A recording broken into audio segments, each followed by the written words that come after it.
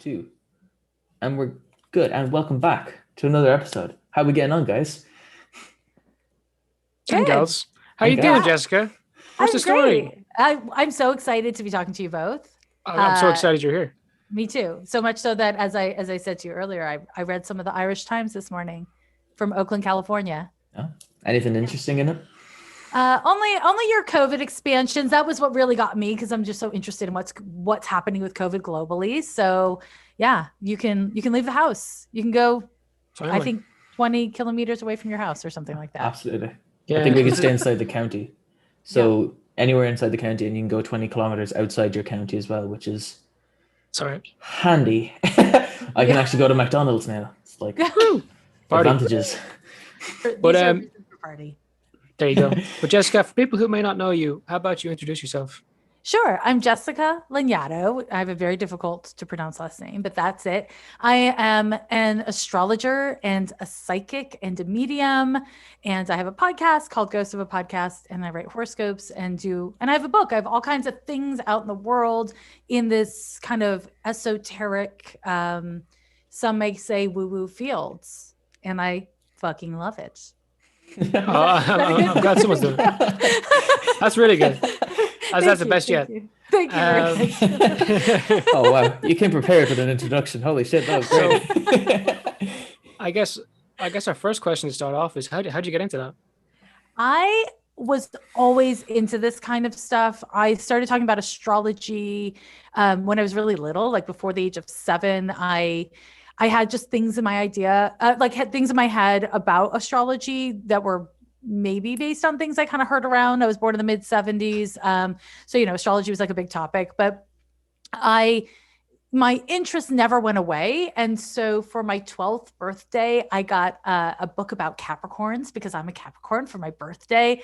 And I just studied it like a Bible. Like I just read it and read it and read it. And then when I was in my late teens, I'm from Montreal, Quebec, and I went to an alternative college, and I took an introduction to astrology from a Jungian perspective in college. And I was like, well, fuck yeah, that's what I'm going to do with the rest of my life. And I kind of never thought about it twice. Like I just took the intermediate class the following semester. And then in 1994, I moved to San Francisco to become a professional astrologer. And from there, my psychic abilities developed and my mediumship abilities developed and all of these things to bring me where I am today.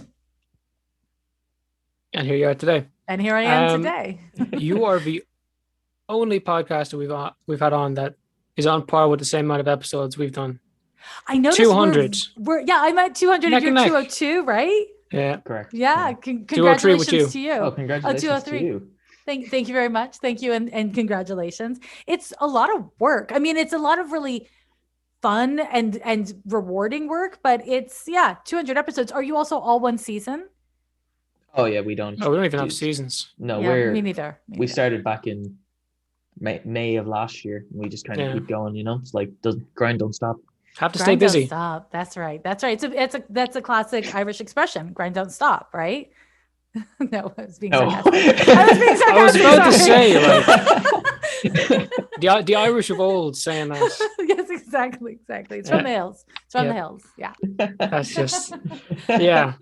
But when we've dealt with like the paranormal or that kind of stuff before, we talked to I guess the paranormal investigators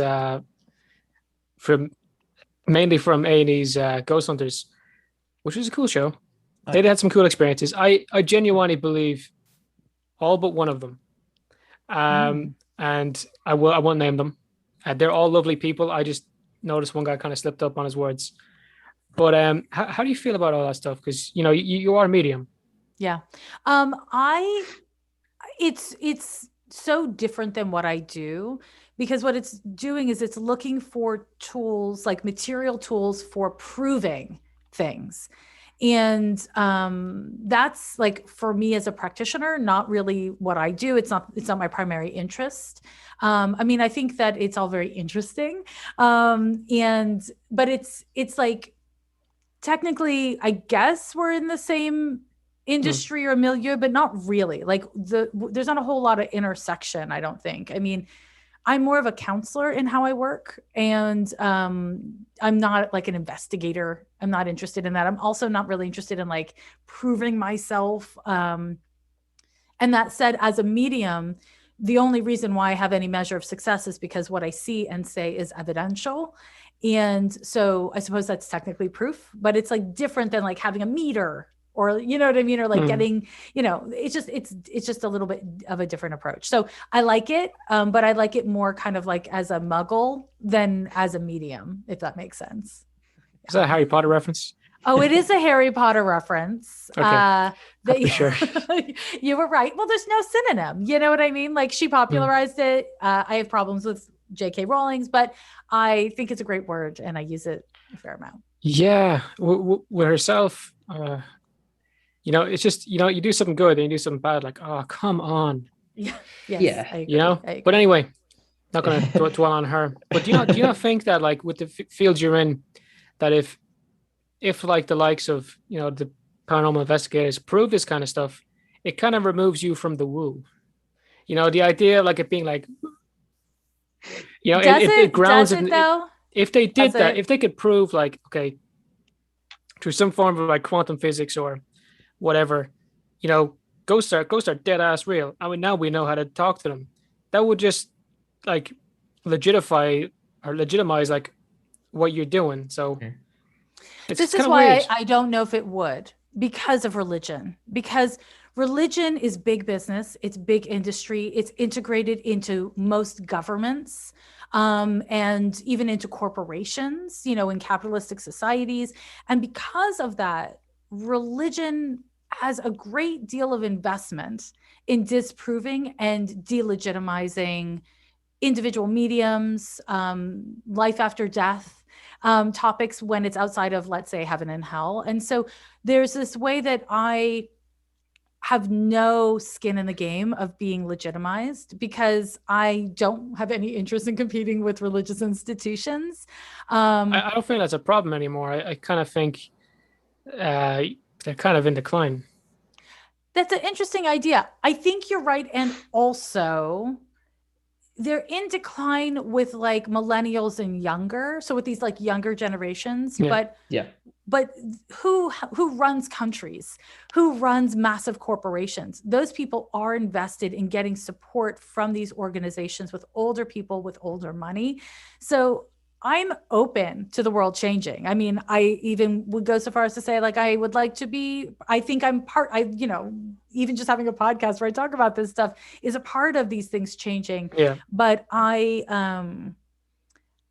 know, I'm a realist. I know it's not what you'd expect like somebody like me to say, but I'm really a pragmatist and a realist. And so it's just like, I'm going to hold my breath on that one. I'm into it. You know, I mean, I like that A&E is like doing what they do, but and TLC and some other brands, you know, other TV brands are doing that kind of work. But my primary investment in all of this kind of stuff is helping people. I know that sounds so cheesy and maybe even disingenuous, but it is actually just my only investment in it. Yeah. So for me, you know, prove, don't prove, you know, if it helps, it works. If it doesn't help, it doesn't. Yeah, exactly. You know, this is my theory. I personally don't know how ibuprofen works. You know, I don't know what you call it. And you know, the pills you take for your headache. Yeah, you know paracetamol. Paracetamol. That's there you go. Yeah. I don't know how that shit works. You know what I mean? Like I have no idea how it works. I don't believe in it either. However, if I have cramps, if I have a headache, I take it and it helps me. And that's why I keep taking it. And I have the same attitude with astrology and with mediumship and all this stuff.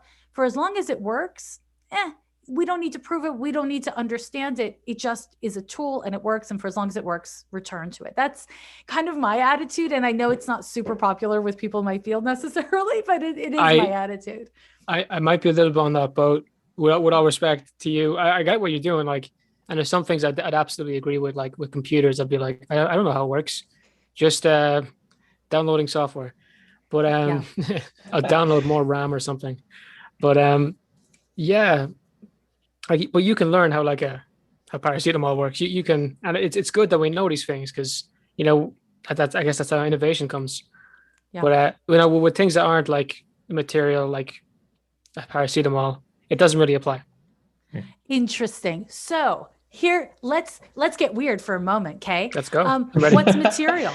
So once you start going there, what's material? So are we saying that psychic ability is immaterial, but paracetamol, which I may be mispronouncing because I've never heard the word before, is not material, or it is material, and then psychic ability is not material? Like, what is material? Materialism is essentially, if we go to energy woo or, quantum physics, it's vibration. So, when we talk about something like sound, what is really sound? Like, what a dog can hear is different than what I can hear. Does that mean the sound that a dog can hear is not real?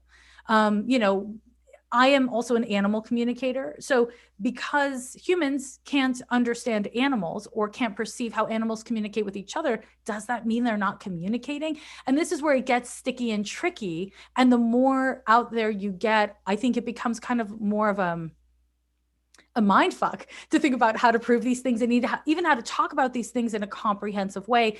But I will say, like, kind of pulling back, ghost hunting is different in that ghosts are simply one form of kind of like an intelligent embodiment of selfhood. It's not the only form. So as a medium, if I'm talking to somebody's dead father, I'm not necessarily speaking with a ghost.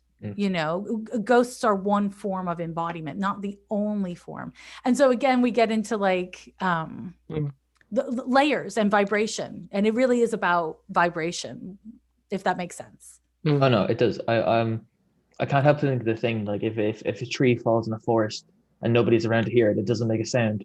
Sound vibrations in your ears. So it goes back to that thing. Exactly. And all the different animals and birds and all the stuff in the forest, they're going to perceive that sound and that feeling differently. And how we kind of measure validity, how we measure materialism, it's so subjective, and it's ever evolving through the human body, through the human experience, through science. And I think, for the regular person, it doesn't pay to overthink these things because it'll drive you bonkers. It's like thinking about how much bacteria is on a door handle. Like you can't go there. Like it'll ruin your life. You know what I mean? And it won't actually keep you safer necessarily. Sometimes you just kind of got to experience what it is. Did something happen back there? Do you have a ghost? No, I just looked at the doorknob. Door handle. Just to be horrified. They're serious. It's seriously risky business. Germs. We've seen that this year, but and last year. You kind of forget it's been a whole last year. Oh my god! Don't even start. What a nightmare! Yes. Oh, absolutely! It is just ever going and never ending. But here, it's starting to end here at least. Fingers crossed. I mean, huge day today. We're out in our counties. We were confined to 5 kilometers for the last 4-5 months. Except me and Jared got to go in college twice, so that was okay. That was cool. Yeah. But anyway, yeah. I don't know. You kind of opening my mind here. That's exciting. No, like when we tackle these things, normally we're like, a bunch of notes and like, okay, where can we find like the basis of it, and can we even understand the basis of it? Like I have all these notes on quantum physics. I can say them out loud to you. I don't know what the fuck it means, kind of, but not really. Right. Quantum physicists are kind of like hyper specialists of a hyper specialized field. Oh yeah. And I feel like even when they're writing or they're speaking in public, they're like watering shit down for all the like nerdiest of nerds. Like it's very complicated and very theoretical. And I think, when it comes to, okay, maybe I'm derailing this conversation and maybe I'm taking it exactly where it needs to go. Are we on rails? You right let now? me know. I mean, I don't know. Maybe we're off the rails already. I love it. Okay. So here's something that really blew my mind. I went to the Oakland Zoo maybe a couple of years ago, and I encountered this condor. Condors are like big ass birds. I'd never seen one in person before. And I happened to have been lucky enough to be at the zoo in this really like cold and rainy day. And so there was very few people there, and I really got to connect with the animals. Anyways, the condor.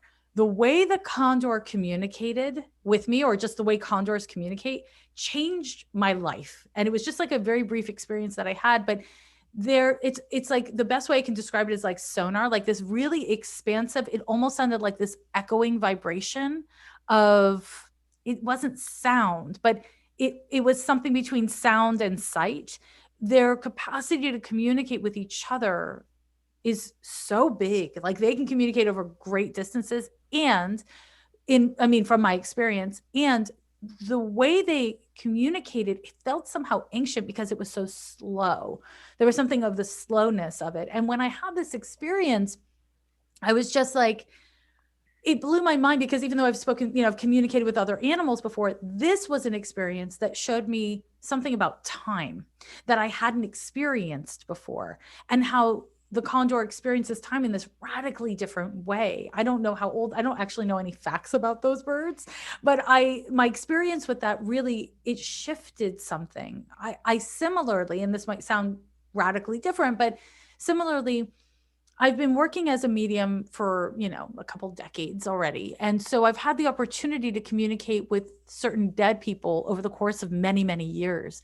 And I've had within that opportunity the chance to see how they have evolved no longer in their bodies, right? So how this idea of death, from my perspective and probably from the paranormal investigator's perspective, death it's absolutely material and true and undeniable fact of life.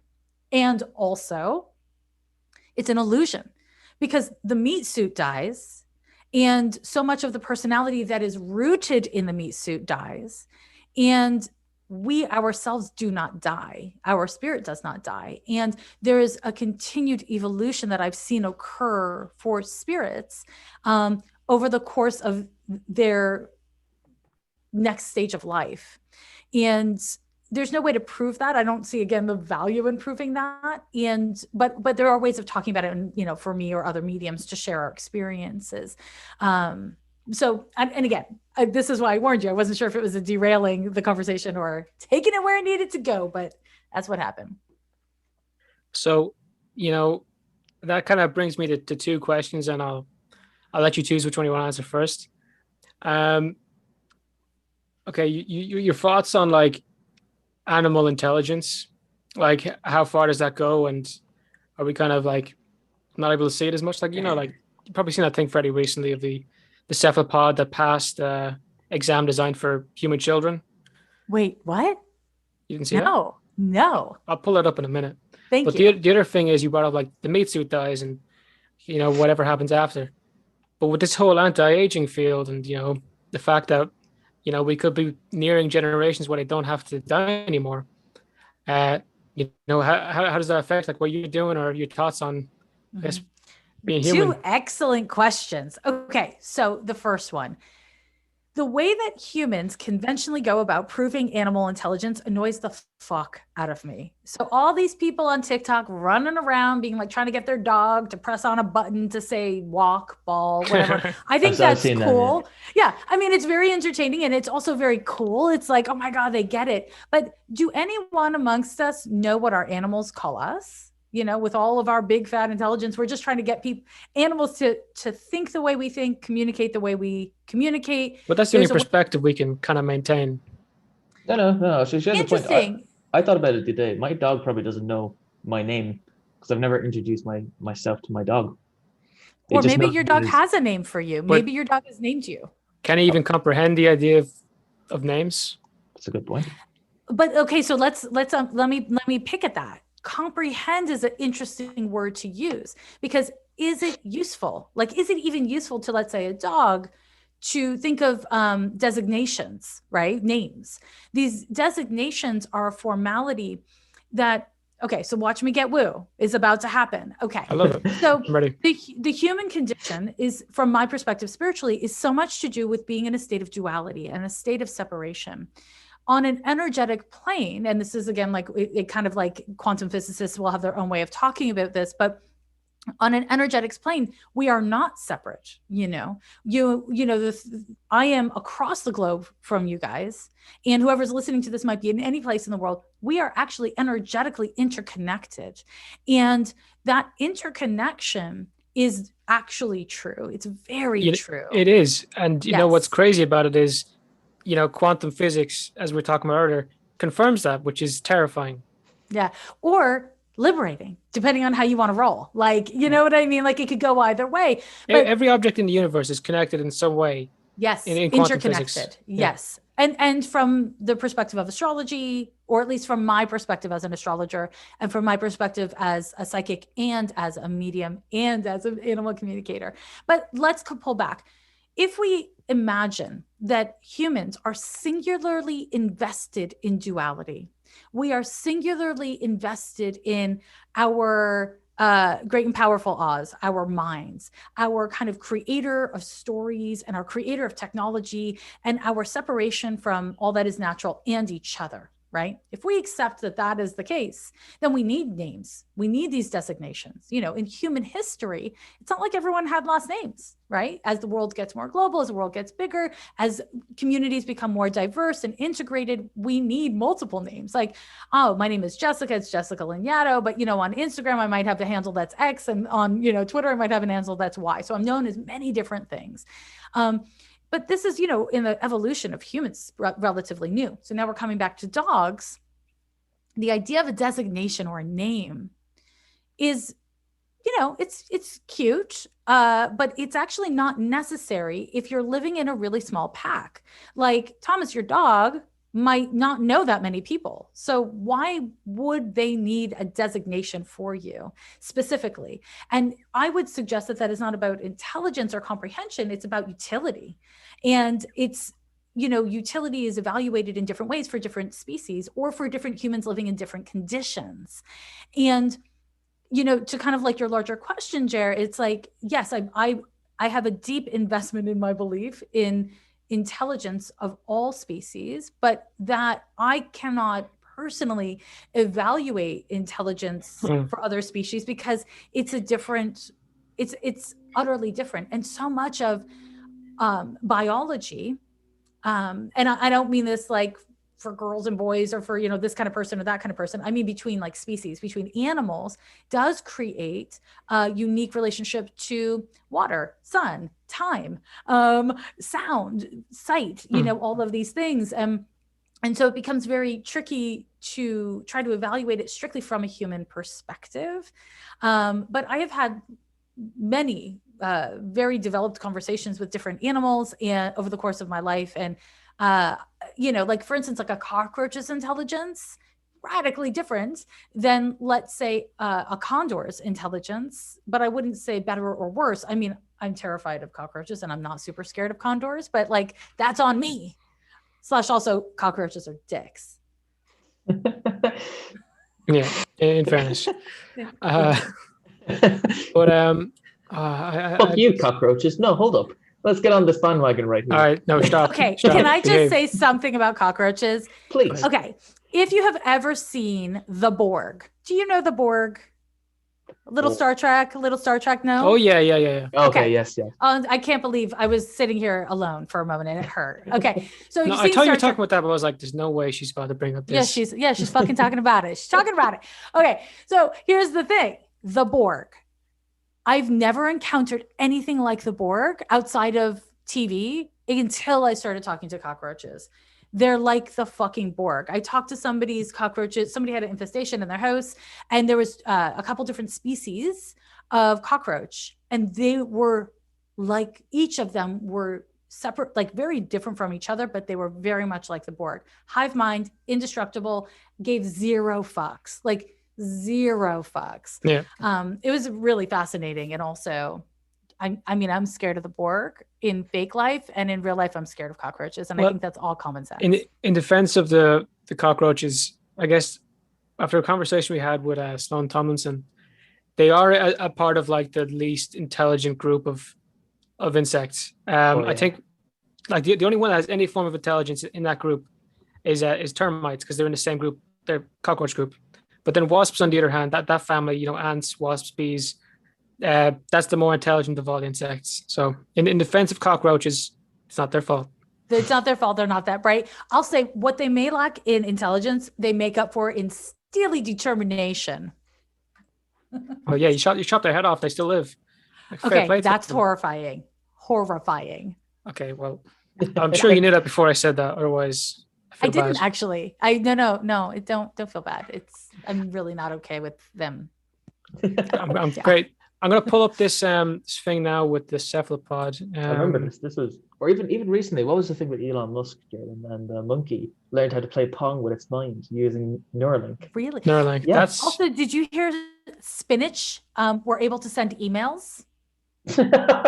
Oh, Yeah. I feel like you made that one up. No, I didn't. You look Google that it. one up after. But Google the fuck out of it. Okay, I'll look up now in a second. But Okay. the test it's referring to is the Stanford marshmallow experiment. You know, like if you don't eat this marshmallow, we'll give you another one.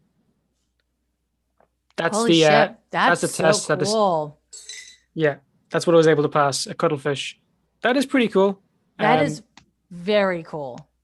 And like it's amazing because they're so different to us. You know, you think like, oh, something is as intelligent as us. It's probably a mammal.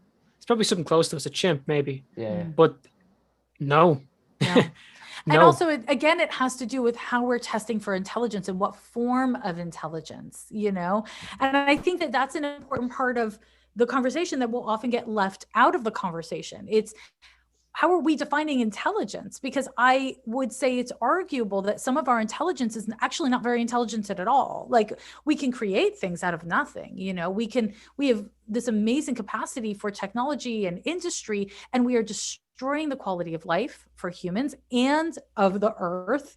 And we're destroying the earth itself. Is that intelligent? Like what's our metric here? You know, and I think it's important that we always check back in with our metric. I agree with you that, especially in Thank you very much. like school system, like our school system here, it is not a measure of intelligence. It's a measure of I can't think of it, memory. That's fucking ironic. But it's like obedience and it's like obedience, right? It's like it's the same thing here. I think it's the same thing in many places. It's creating a workforce that will take orders, that will kind of like, you know, maintain the status quo. And I think it becomes very problematic very quickly, especially for people in public school systems, right? Where you're just like, you know, you got to fall in line. And again, is that humans displaying our superior intelligence? Like what's our fucking metric? Our metric is broken. It's long broken. And I think that this has a lot to do, I mean, with many things, but when we come back to the idea of like the intelligence of animals, I do think it's important that, see what I fucking tell you. But here's the thing. Okay, so going into this is the second one I read. So what they did was they had spinach which look for nitroaromatics. So that's like detecting where nitrogen is in the soil so they can produce protein, which obviously spinach needs. And then what was it? A signal is then read. So it emits a signal. The signal is then read by an infrared camera sending an email alert to the scientist. So the camera's doing it, but they are giving a signal. What I read, and I don't know if it's in this article or not, was that scientists had this thought that they could use this to, you know, that they're not there yet, but that they could use spinach to help detect like landmines or something like that. Boom. Like that they're trying to, oh, is that in there? Yeah, it is. There it is. Like because nitrogen is obviously in a lot of explosives. Correct. It's also what they look for in the first place. So I don't know, like, I really going to go out there, plant a bunch of spinach and then be like, send me an email, bud. Yes, that is exactly what's happening. But I've also been reading about how they've, you know, discovered that grass cries or screams when it's cut. Yes. So this is the weird. thing again. That's the smell, isn't it? Yes. The smell it gives off. That's right. That's the smell. Yeah. So how are we establishing like what is valid life? What is intelligence? I mean, is the capacity to experience pain an essentially intelligent thing? If you want to go on a moral thing, then absolutely. Yeah. Like I'm never gonna feel bad about eating spinach. Ever. That's fair. You know what I mean? That's fair. And I think a lot of people would say the same thing about cow. And a lot of people would say the same thing about like killing coral reef and all of those things. And also there is no way of being perfect. Purity is a human construct that, again, you know, many people will say is like a highly intelligent perspective, but the reality is purity doesn't work. You know, it doesn't work in any context. I mean, I'm sure it does in some contexts, like art or whatever, but what's the point? High quality metal. Sure, yes, absolutely. Sorry, But this is being like, stupid. no, but I mean, I was going with you. I felt like it was worth it. But I think at the end of the day, you know, the intelligence, it is not, this is the thing. Humans love to be like, we're the smartest. So therefore, we get to establish who's intelligent and who isn't, and we create the metric. Well, And I call bullshit on that a little bit. find me an octopus that can talk about quantum physics. But why is quantum physics? So here's the thing, and I seriously mean this. An octopus may actually understand the essential distilled truths that quantum physics reveals.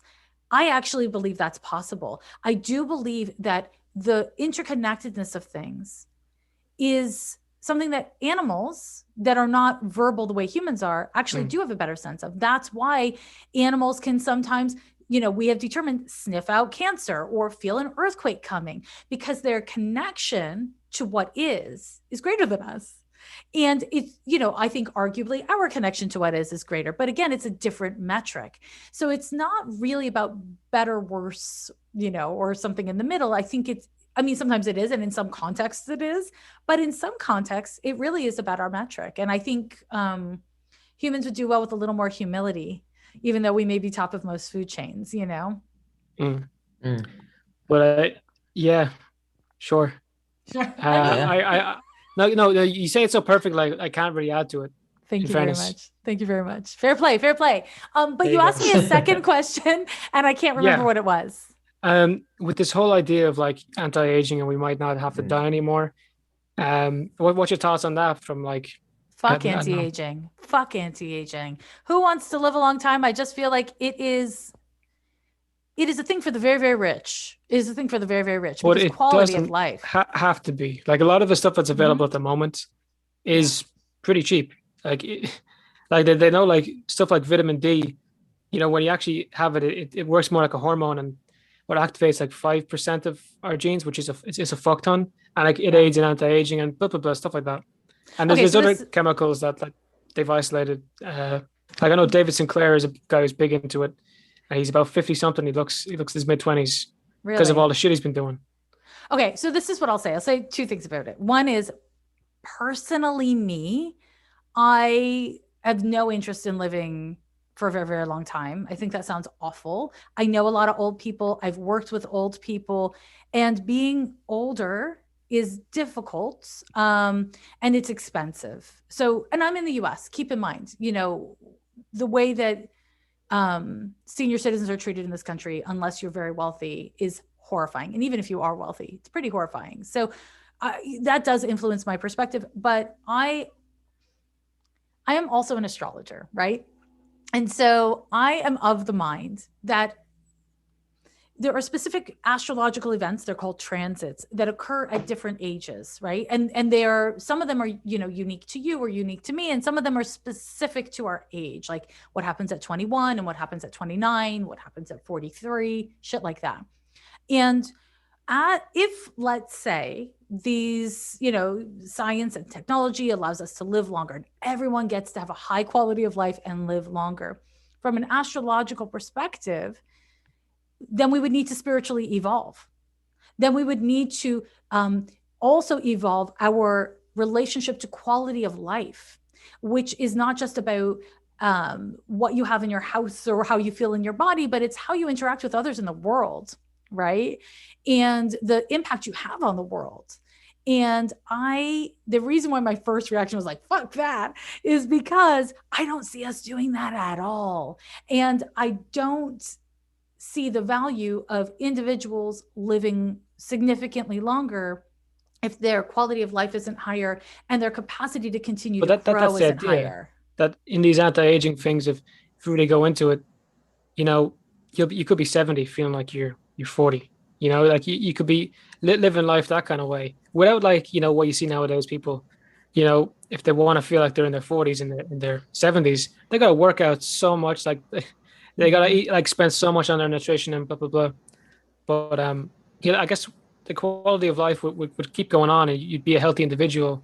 Eventually, you'd succumb to death, but I think you live happier in your golden years. I like that theory. I'm really into sci-fi. I consume a fair amount of sci-fi, always have. That sounds like sci-fi to me. And I know that's kind of ironic coming from me because of all the things I do, but it does sound so far from where the bulk of the population is. And, and I've heard people talk about this, of course, my whole life, this idea of that. But I personally am more interested in finding ways of embracing our elder folks and increasing the quality of life for people as their bodies decay. Because whether you live to 150 or you live to 84, eventually the meat suit decays. It's a guarantee. It's part of the package. And I think there's more value in focusing on not how we can extend life, but how we can improve quality of life as the body decays. That's more interesting to me. But again, I'm a counselor, so that's kind of like my perspective, I guess when I think of it, I see, the body's decaying. How do we make that better? We stop it from decaying, or we slow it, or we try to optimize it. That's the thing. maybe we won't have to. But interesting. Well, look, that sounds rough. This isn't going to happen for you. This isn't going to happen for me. No. My kids, maybe their kids, more likely. But it didn't happen in our lifetime. So when we have like colonies on Mars, we're flying cities on Venus and stuff like that, we can consider it. But for now, that's fair. That's fair. We're just 3 podcasters talking about it. I mean, I like that. And I will say also, personally, me, I'm not scared of being dead. And I think that's part of also my perspective. Why resist being a dead person? Being a dead person seems a lot easier to me than being a meat-suited person. This thing is a pain in the ass, you know what I mean? So that's also part of my perspective about all that. Yeah. But, like you said, 3 podcasters theorizing. There you go. That's all it ever is when we podcasters on. We just gotta have a good conversation. But you kind of stopped me there because I thought you'd really get into it, but like I was really put it back when you were like, nah, fuck that. But like I got your perspective. Yeah. I like that. Did you say that with an American accent for a second? No, I just tried not to stutter. Oh, okay. Well, it was good. It was good. Okay, is my Irish accent just deteriorating as the seconds come by? Not at all. Not at all. I very much am enjoying it, and I'm trying to not be that like American asshole who's also going to use a butchered Irish accent. I can't do it, so I shouldn't have brought it up. But my brain wants to. Why are our accents very strong? Because I don't think we can notice it. No. No. I mean, I've absolutely heard stronger. I mean, you don't sound like you should be in the Pogues. Yeah. If it. Yeah. They're stronger out there. Because we have heard stronger accents. I mean, my dad's family's from Kerry, and I can't understand half my dad's family. It's brilliant. Yeah. But then again, I have to think that most of the media that we consume is Americanized. So just what happens, like you find it in a lot of Western Europe that isn't English speaking. You end up finding these kids nowadays that they somehow have a British or American accent, and they've never been to either place because they're watching these YouTubers with these accents. Yeah, that's what kids do. They watch hours and hours of like Minecraft YouTubers or whatever they're watching. Yeah, Yeah, it's wild. Pretty weird. Pretty weird. It is. Yeah. How do you feel about like the whole internet situation? Like we're all so much more connected, but as we've seen, like in the last couple of decades, that can be, I guess 2 decades. It can be great or it can be terrible. Mm-hmm. So astrologically, the internet is going through its Saturn return not long from now. And have you heard of the Saturn return? No. Remember, we are idiots. Okay. Sorry, okay, great. No, it's great. It's good. It's good. So the Saturn return is an astrological event. It's called, again, a transit that occurs to everyone at around 29 years old. So every person who is 29 years old goes through it.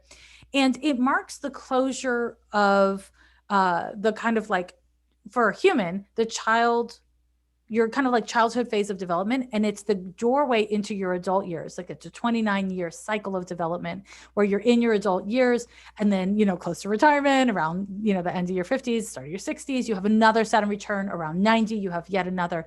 And they're essentially points of maturization. And I could get into it in greater detail, but I'll pull back to stay on topic and say, so when we have technology or corporations or events that have their Saturn return, so they've existed for 29 years, they meaningfully change. They become something like the internet. It has become a whole other part of the global community. And what happened? So Saturn takes about 29 years to return to the same place it was. You know, so if let's say the Saturn right now is at 5 degrees of Aquarius, it was 29 years ago, the last time it was at 5 degrees of Aquarius. That's the term Saturn return.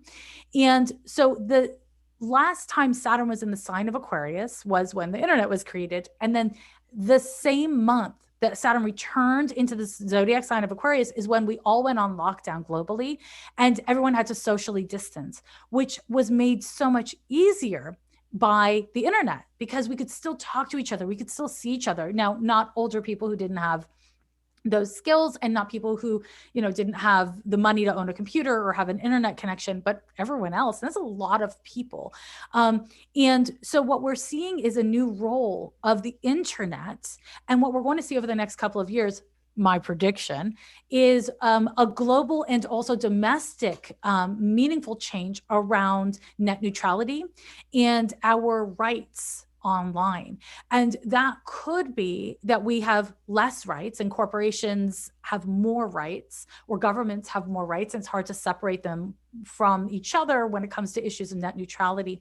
Or it might be that, you know, people organize and we kind of get better protections online because most countries do not have sufficient protections in the law based on how digital the world is, because most politicians have no fucking clue about technology, right? I mean, do you ever see that thing of when Mark Zuckerberg was was on trial? Yes. And they were giving out to him about Google or something?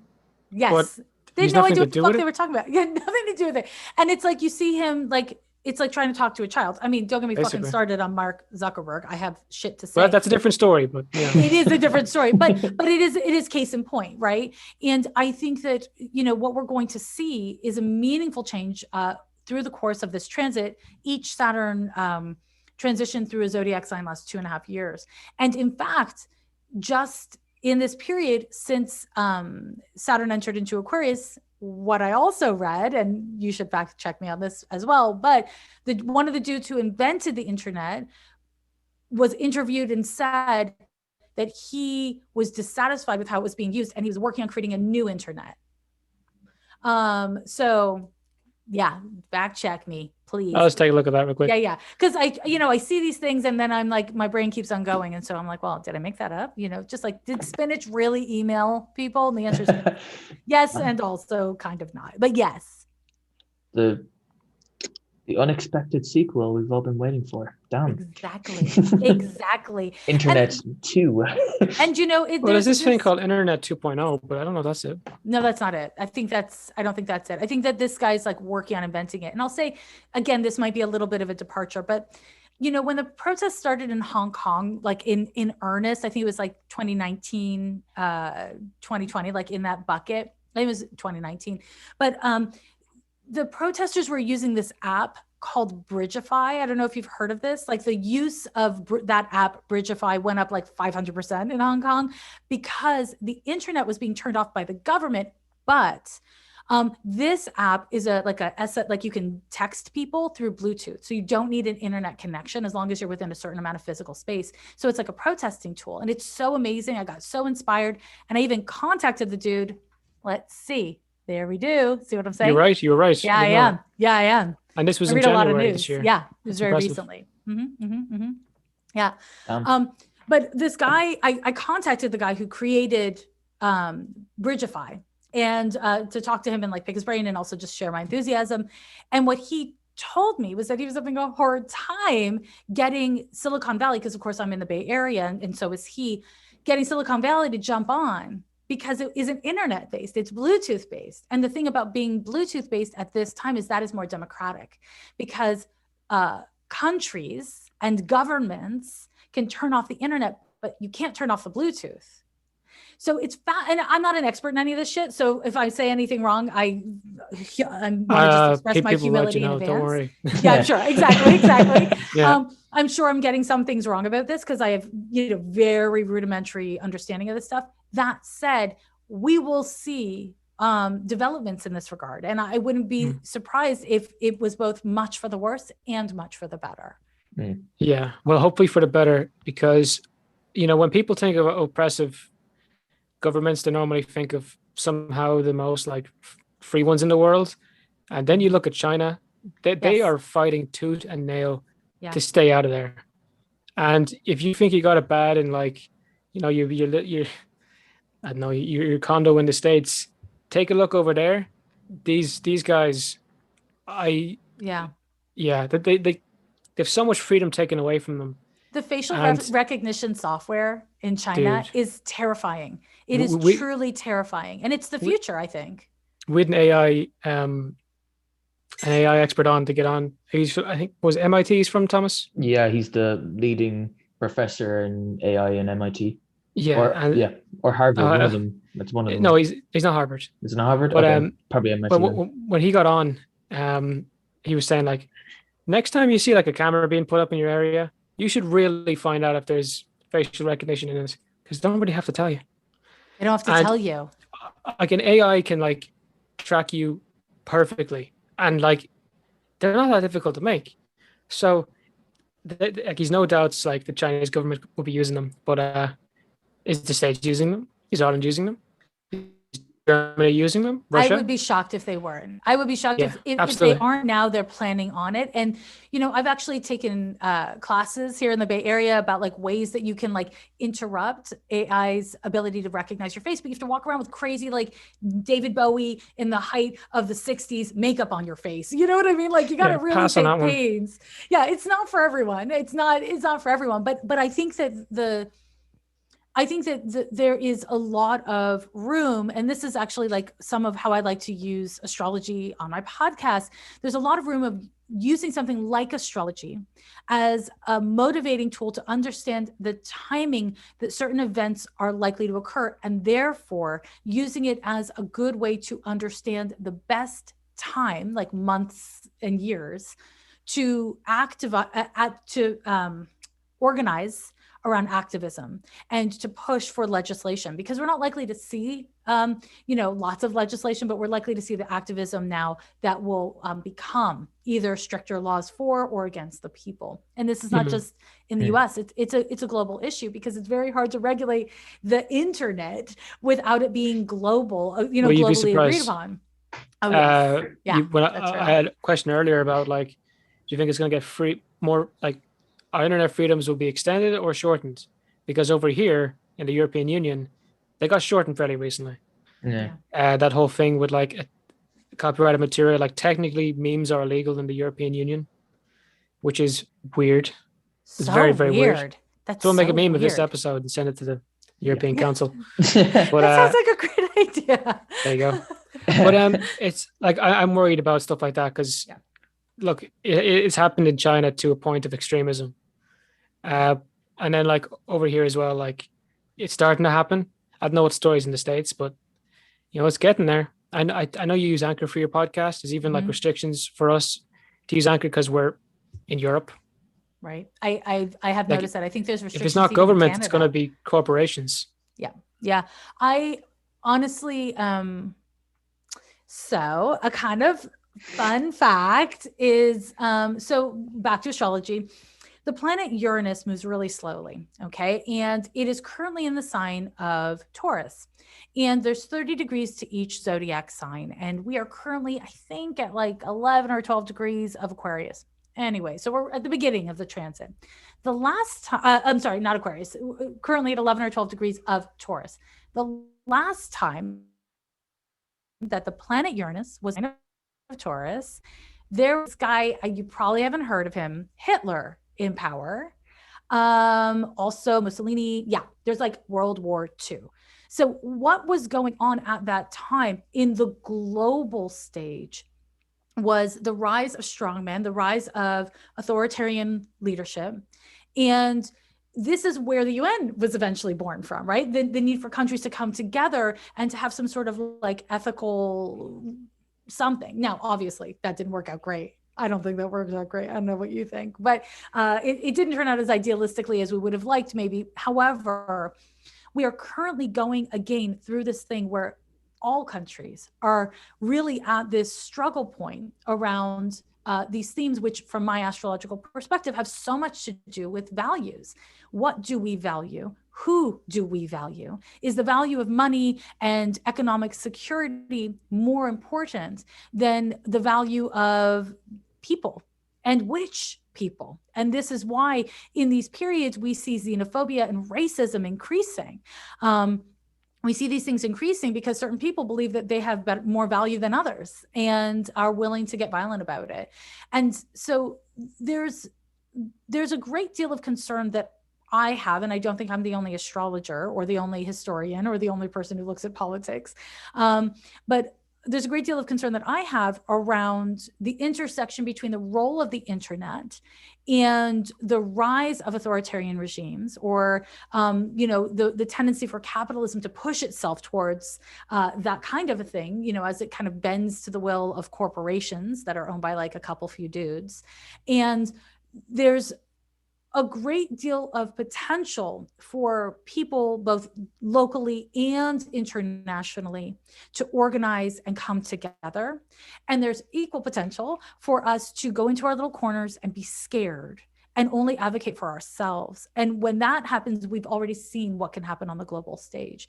And so I have a great deal of concerns about what comes next. And I also have a great deal of confidence may be the wrong word, hope, that we are connected enough now, like, look at us, just like hanging out. We are connected enough now that we have the tools to cultivate greater empathy and to understand that we can use technology and legislation and all of these other things to help each other instead of to keep each other like in check. But again, that will take people not trusting in their governments to the extent that they don't get involved. I mean, I really am a strong encourager of civic engagement and, being aware of what's happening both really locally and also globally, as much as is, within your nature, your resources, and your personality. Yeah. I took it there. I went there. I did. You went the whole way. Oh, you did. The whole 9 yards. I didn't go the whole way, but I went there just enough. Why not? Just enough. Yeah. Well, the train has fallen over. It's not even on the tracks rails anymore. It's just no. We lost track of the rails. It's just flopped on its side. No, it's fine. You said okay. Yeah, I don't know how to phrase this without sounding like an idiot. But you said like capitalism when you brought up like the authoritarian stuff, but you like. The main authoritarian governments in the world would be communist ones at the moment, and even in like I guess the 70s. How come you kind of bonked on the head of? I bonked on the head of capitalism because I'm here in the U.S. and it's just so my frame. But the truth is, it's not really. It's not. Well, no, I'm not. I'm not a fan of capitalism. That said, I'm not a fan of any fucking structure because all of them can be bent to the will of the very powerful and can feed the pockets of only the very powerful. There's no system that is perfect. There's no system that really works when it's left without checks and balances, in my view. It works pretty good. Yeah. What?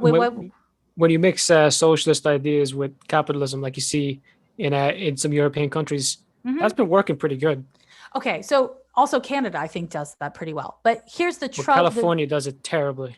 Not California. Yeah, no, the U.S. is terrible at it, but Canada's not bad at it, is what I meant.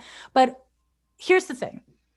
The more people, when you look at these really large countries, especially with very diverse populations, it becomes much harder to govern, and I think some of the more successful governments we see are over a smaller populace. And I think that there's something to that, and it's because the values and the needs of that populace are easier to address when it's a more focused group of people. Now, I'm not saying therefore we should only have small countries at all. I'm just noting, and So are you saying that people with the same values and same ideas what kind of work better together?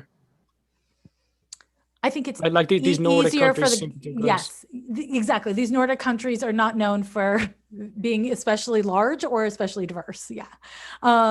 And whereas when we look at some place like the US, like the melting pot, it is intensely diverse. And it's diversity, it's why I moved here. I love it. I love the diversity. But our government isn't diverse. Our lawmakers aren't diverse. The kind of like most influential corporations are not owned by a diverse group of people.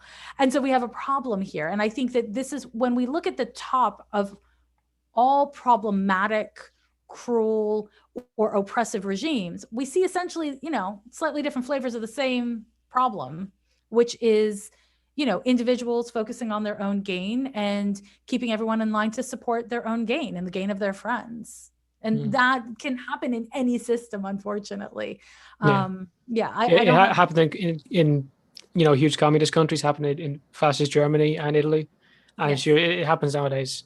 Yeah, I think you're right. There probably isn't a way to stop that because you're always going to be better to your friends. Yeah, but which isn't always a bad thing.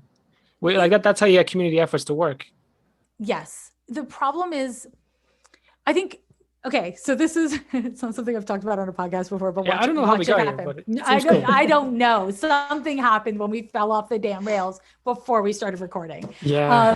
It's fun. It's very fun. You're a very interesting person. I like your perspectives. Thank you very much. Well, I'm having so much fun. So thanks for having me. Wait, I was gonna say, that's what I was gonna say. Okay, so in astrology again, back to astrology. What we do is we use the planets to understand so many things, events, times in history, and also individual humans, human nature. And so from the perspective of human nature, we all have the same planets inside of our birth charts. We all have the same zodiac signs within our birth charts. And what it has taught me is that human nature is fucked up. It's also gorgeous. It's also empathetic, but we are not inherently good and we are not inherently bad. We are inherently complex. And, one person using their strength and their will to oppress and control another person is not specific to any period in time or any region of the world. That is specific to fucking humans. We are dicks to each other and we are dicks to ourselves. And that is, again, since antiquity, as far as I understand. And my perspective as an astrologer is that ideally speaking, as we improve our metrics and we get better goals and better asks, then we as a people, as a populace, can demand more of our governing whatevers, whether it's corporations, organizations, or governments, or hopefully all three, so that our metric is better. I think our metric needs to improve, not to be idealistic that there aren't going to be assholes amongst us and there's not going to be illness and suffering and poverty and all those things, because there is. But that we have systems that are more expansive and flexible to the needs of the people based on whether there's a flood or a fire or, a tragedy like a pandemic or whatever. Like we need to demand more of our leaders, and that requires that we become better, and I just don't see that immediately happening. When you demand more of your leaders, because they work for you, they normally end up demanding more from you. Theoretically. Like if I say okay, there's not enough money in our fire departments. Okay, they do it for a year, and sneakily enough in Ireland, they'll probably raise a tax by point something percent. That's that paid for. Yeah. That's how they work. It's just I know you guys get taxed to bits out there. We do too. The tax rates in Ireland, it's like Nordic countries. You'll never be a millionaire here, not without probably killing somebody. Which can be rough. It kind of traps the people never get past low middle class. But yeah, when you demand more, they're going to demand more of you. It's interesting. I'm from Canada. I live in the US, and all of my friends, Quebec has really intense taxation there. and all my friends complain about the Medicare, and my family complains about the Medicare in Canada, and the taxation, all that.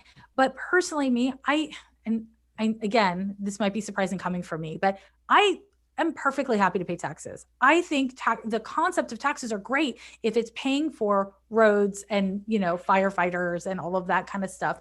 Where it becomes problematic for me is when there isn't Medicare, when the Medicare is shit. And here there's no Medicare. It's the healthcare is horrifying, like really, truly horrifying. And public services in general are not good. And it's not because of the individuals who are working. It's because of the system itself. And I think that it becomes, and again, I know we've gone really, again, off the rails here, but I think that, yes, the governments can require more of us. But again, when a system is so corrupt, and like maybe in Ireland, they don't have the money to pull on. In the US, we fucking do. We just don't choose to. You know what I mean? So it's like different countries have different problems, and the government's corruption reflects those problems, and also and also the assets, right? Yeah. And so it's comparable, but also incomparable. It's both. And also, big fan of Anne's also. What? Say it again. I thought you were about to say something else. And no. I just it's like, I mean the and also in the context of like we can't really compare Ireland and the US and our problems, and also we can. It's like we have different resources. We're both countries. But yeah, exactly. Yeah. Well, what kind of tax rate are you looking at in California right now? I pay no attention. I don't know.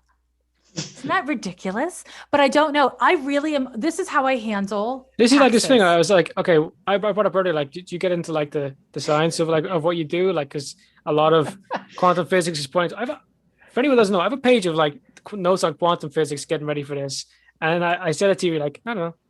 Yeah, it's not. My attitude is but what I do is I just like, I'm really focused on practicum. Like I'm really focused on the practice. I prepay my taxes. I'm very like a law-abiding citizen, surprisingly. And I say surprisingly because I know that that's not what most people would necessarily guess about me. But I don't think about it. I don't think about it because if I think about it, I'll get pissed off. I'll be like, oh God, that's so much money or whatever. But at the end of the day, I really believe in each of us putting money into the system, and the more money an individual makes, the more money they should put into the system. And so I don't know. I don't think about it. I really don't.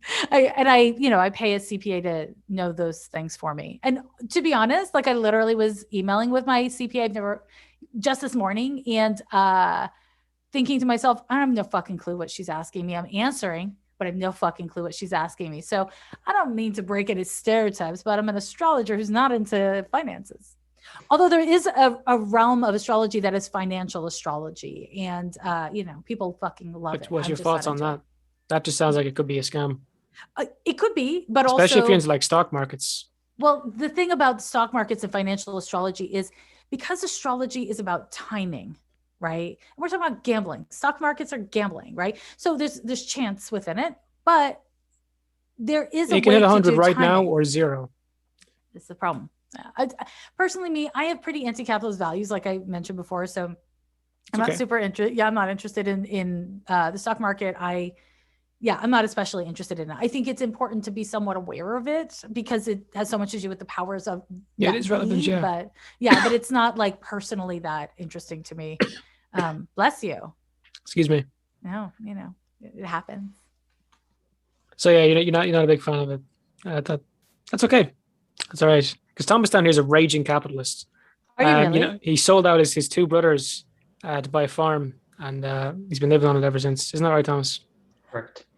Yeah. No. When you sold them out, did you have to actually sell your brothers for the farm? Oh, he did sell them. Sell them. Yes. Yeah. I don't know where they are. They're somewhere in. The brother trade in Ireland is actually booming at the moment. Seen them is it really the brother trade? Oh my God. I'll have to get into that. This is how rumors get started. It goes meat, Guinness, siblings.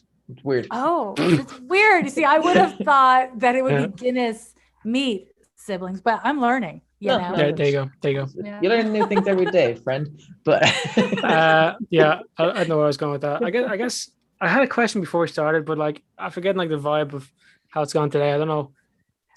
I Hit don't me know. with it. Have you ever tried virtual reality? You mean like those big ass glasses? Yes. Yeah, He's pointing at No. one. Oh, you want to know? You want to know why the answer is no? go on. Because I have curly fucking hair. I have curly hair. You want me to put that shit on my head? It's gonna ruin my curls for the rest of the day. No way. So inconsiderate. Unbelievable. I got Honestly? long hair. It ruins my hair too. I got like this like See? little strap around here. It's same Yeah. with this. It leaves a dent in my hair for like an Correct. hour. Pretty sure I have a Yes. dent See, in my head from wearing headphones. It's cool. See, this is the Like, thing. It's come like on. when I first saw this virtual reality shit, I was like, clearly men designed this shit because they were never thinking about hair. They were never thinking about hair. And it was probably guys with straight hair because they were thinking, oh yeah, in an hour my hair will be normal again. This shit is, you fuck it up, it's ruined for the day. I think guys do it because they think it's cool, and then when women get involved, they do it to make it better. Because my thoughts on that are especially when it comes to those things with the hands for it, right? Mhm. Right, they're like two controllers there. You can kind of flex like your index finger and your thumb, but then there's like these haptic feedback gloves where you put on a glove and it'll track where your fingers are. That was invented by a woman. Sure. Yeah, Whereas like makes this sense. clunky, Yeah. kind of dildo-esque looking thing, Yes, I that's never exactly- realized that's how much exactly it what looked it like looks a like. dildo. That's exactly what it looks Yeah. like. It's I like, need to turn that. yeah, you do. But this dildo looking thing behind me, it's actually Yeah. a controller. Yes, Um, sure. but Something yeah. that fits in your hand. That makes sense for There a you go. dude. Yeah. No, is that off brand? Is that off brand? You know what? Low hanging fruit. You have to grab it. Um, Yeah. yeah. But my question was like going to revolve around simulation theory. Like, do you think there's any room for that in astrology? Because I think there could be, because Yep. a lot of these simulations or even games, or whatever, they're There's built an around ast- systems, and Yeah. that sounds like a system that could be worked in. There's a guy named Kent Bai, who's an astrologer, and he's big in the VR world, and he has a VR podcast, and I think he's made some like astrology VR stuff, but he might even be like a great person for you to have on the show. Kent Bai, BYE. He's in Portland, Oregon, and I know him from the astrology conference circuit, and we've worked together a bunch. So he's the only person that I personally know that's like deeply in both worlds. But yeah, I think there's a great deal of intersection, but I think like VR is very duty, which is to say super male oriented. And yeah. Oh, it is a and- virtual experience. Like you could design it for anyone though. yeah. Like But you could say, who's I using want this it? experience. Yeah. But do you know a lot of girls who are using VR? Well, the girls I've introduced it to have been the ones like most surprised, like my girlfriend or my mom or my sister. My brother would put it on like, oh, it's just another video game. Yeah. My dad would be like, where's the controller? What am I doing? And my mom was like, oh my God, I'm in Star Wars. And my That's sister would be the cool. same, or blah, blah, blah, That's cool. I real talks, the world that I live in, like the way I experience reality, I mean, fuck, I got enough versions of enough, I reality get you. already. Yeah.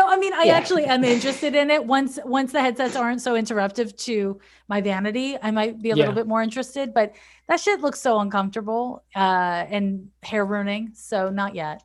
Well, you're right in the hair ruining part. Yes. If you short hair, it's handy. But Yeah. if like short hair on the sides, That's the key. Classic male haircut. Yeah. there you go. Well, it works for Yeah. some women. Sure. Yeah. And I do Depends. know some women who are into it. I just majoritively don't. The majority, yeah. But okay, so you've no real thoughts on how that could work, or no? No. You're not big into simulation theory? No. I don't know much about it. That's fair. I am a little bit unusual as a psychic and a medium and an astrologer in that I am obsessed with reality. I am obsessed with what is I like happening that. here and now. Me too. I'm a huge fan. I'm obsessed with what's happening here and now. How am I responsible for what I am and am not doing? How am I responsible responsible for the impact of what I am and am not doing. And, that is deeply connected to the past and the future, but it is rooted in the now. So that tends to be where I live. And that said, like I said, I'm like super into sci-fi. So it's not like I'm not thinking about the future, but it's more entertainment and inspiration than it is like my work. Yeah. Yeah, I only asked because, like, obviously when we came into this, we didn't know much about it. You've helped us on a little bit now, but I just had these ideas of like, okay, what would, from her perspective in astrology and how it works, where would these things fit into your equation? Mm-hmm. Yeah, it does. It's not something that I've ever really thought about. Astrology, to become a competent and skilled astrologer takes a lot of years of study, And the thing people don't realize about astrology is a lot of math. And so, I wonder if like somebody's really deep into VR, how they would have the fucking time to also be concurrently very deep into astrology, because they're such kind of like consuming systems. Sure. And, it's how many systems are you going to be running in your noodle machine all at once? I don't know. Like, you're not going to find many like high performance athletes who are into film critique, like you only have so much time. Exactly. And it's also like use different parts of your brain. You use different parts of your intelligence for different kinds of things. And so that's my personal take. Yeah. Well, I like your take. Thank you very much. I guess that's kind of it. I don't have any questions unless, do you have any, Thomas? No, I'm good. You're good. You're just sitting there happy. Ah, yeah. Fair play to you. Always happy. I always look to you for a smile. But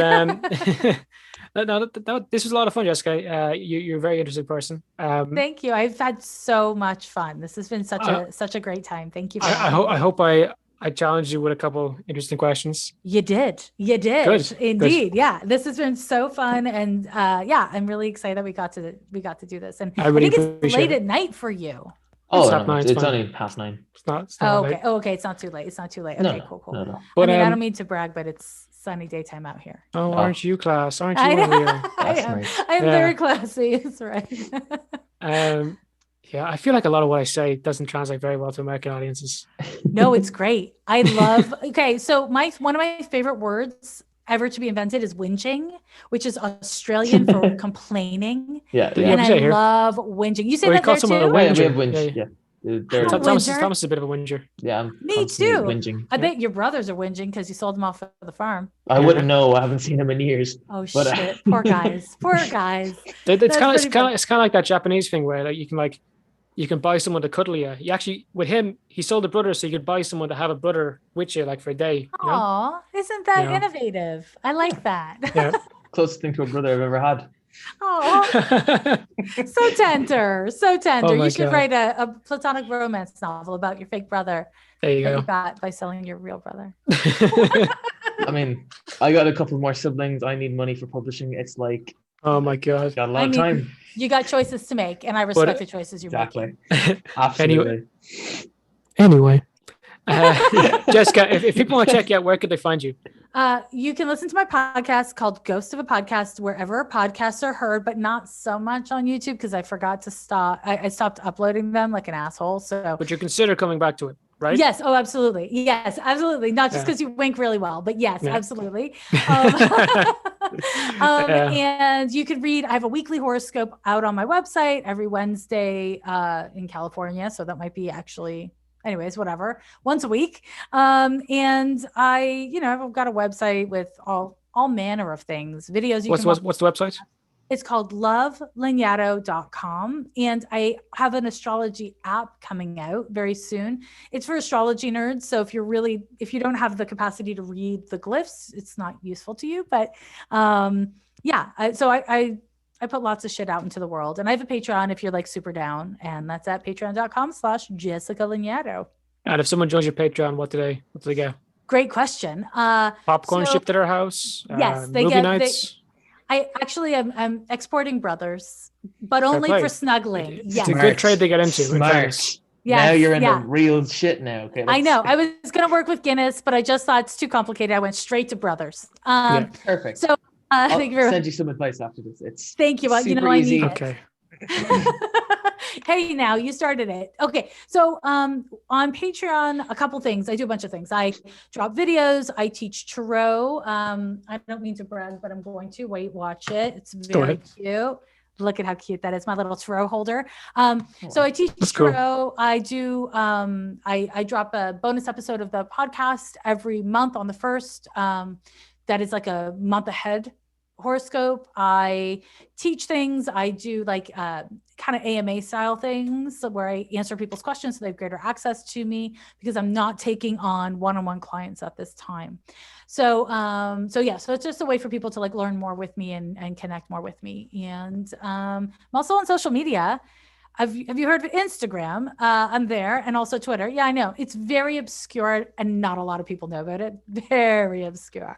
So I'm all over the fucking place. People can find me places as long as they're not offended by cussing, because I do cuss a lot.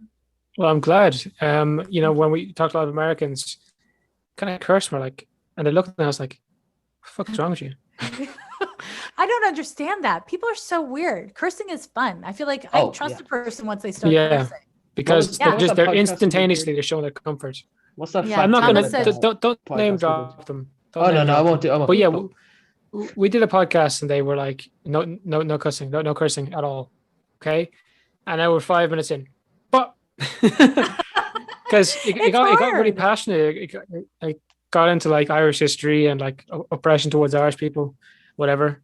And they cut out 15 minutes of a 15 minutes of an hour long podcast. Wow. Because of the cursing, cussing. and not because of me, but because of him.